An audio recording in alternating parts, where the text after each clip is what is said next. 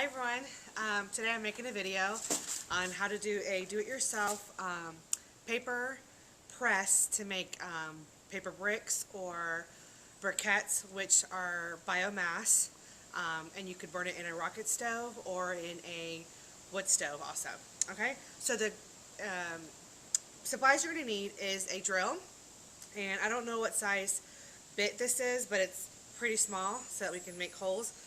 And then you're going to need some buckets also. You're going to need 2 buckets to be exact. And then we're just going to drill holes in this to allow the to allow the water to come out and drain. And then I'll show you the rest of the process, okay?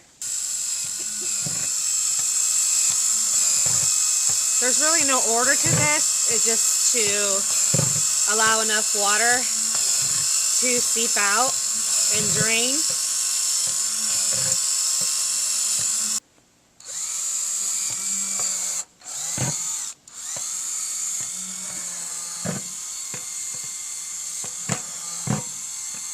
Okay, so I just finished drilling the holes on the bottom along with my helper, Julian.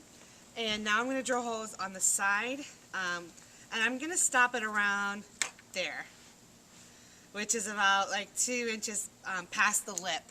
And this lip is going to rest inside of a bucket, another bucket just like this, in the initial phase of getting the paper to get all soggy and stuff, okay? So, this is also random.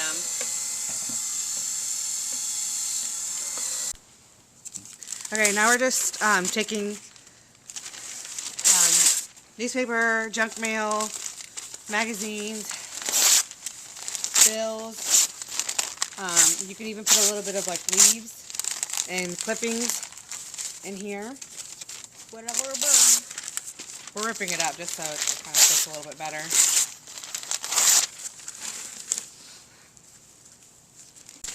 I'll put some leaves in here. Depending on how big you want your brick to be, is how much you're going to put in here. This one still needs quite a bit in it. So we'll just keep filling it up. You're getting your hands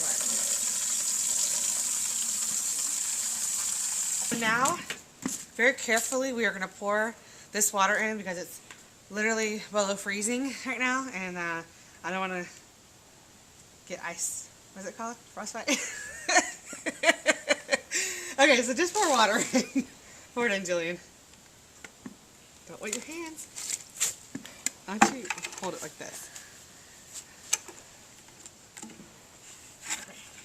There you go. Any minute. There we go.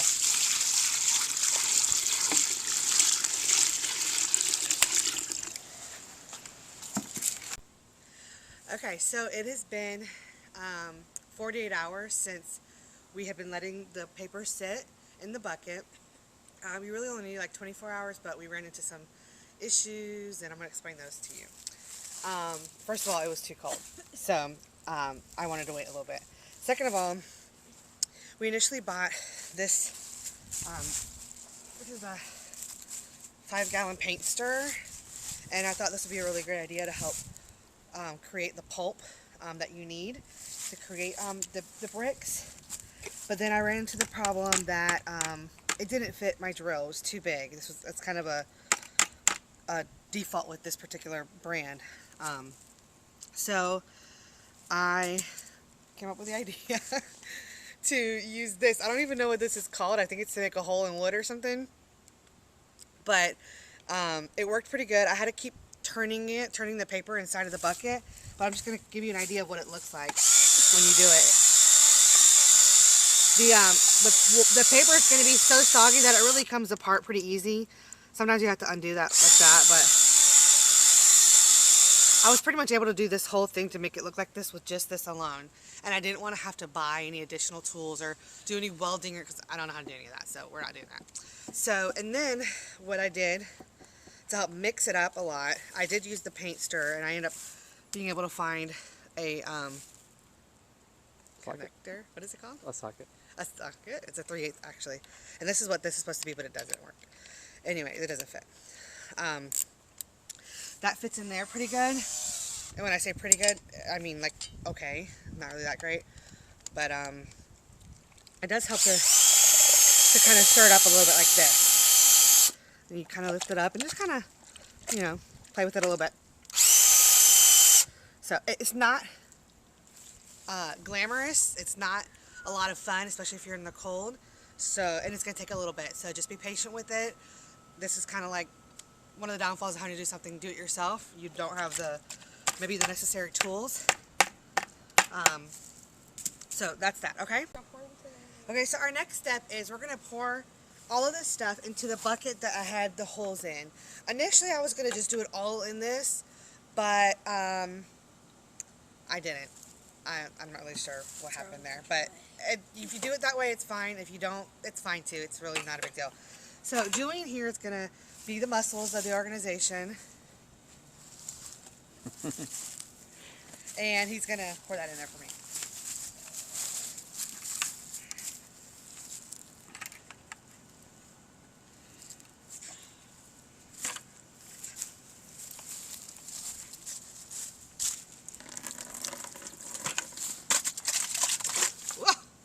Okay, great. Okay, so now, naturally, because of gravity and stuff like that, the holes are going to cause the water to weep out, but we want to accelerate the process, so we're going to just take another bucket. This is dirty, so I'm going to take this one. I'm just going to sit it right on top, and you can just press, and you can see how that water starts to come out. Woo! We sprung a leak. Create a little bit of pressure or weight. So now I'm just going to put some like counterweight in here, which we're using bricks that we just found in our yard. There's probably going to be all sorts of nasty grubs in there, but okay. And this weight will just help to push this this bucket down, creating the press, creating the brick. Right now we're trying to get all the water out, and it's going to eventually dry up, and that will be your brick. And then you just sit and do a little thinking. Okay, so this is what we have so far, and it's still pretty saturated. You can see the water still right there, so it's got to go more. Okay, so it's been a couple of hours. It could probably go a little bit more, but I'm impatient, so I went ahead and flipped out the brick, and just to show you how big it is, it's like 4 inches tall maybe, and I'm going to cut it because we want this to fit our rocket stove, and it's, you know, small, so to fit, you know, to be able to fit in there, I'm going to cut it into smaller pieces, and then it'll also dry faster too.